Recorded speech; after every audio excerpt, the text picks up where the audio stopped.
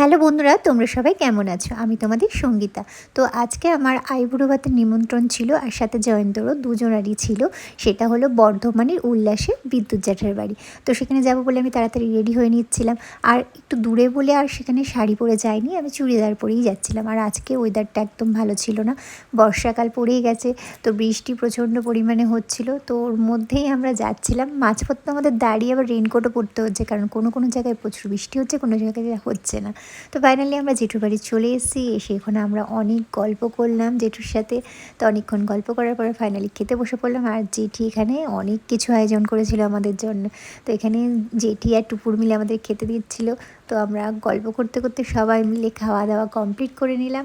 আর খুব ভালো কাটলো আমাদের সারাটা দিন। তো তোমরা সবাই জানো সামনেই আমাদের বিয়ে। তো এখন আইবুড়ো ভাত পর্ব চলছে, সমস্ত জায়গায় ভিডিও করতে পারছি না। তো যেগুলো পাচ্ছি তোমাদের সাথে শেয়ার করব। তারপর আমাদের জেঠুর বাড়ি থেকে আমরা বিদায় নিয়ে নিলাম, কারণ আমাদের এরপরে অন্য কাজ ছিল।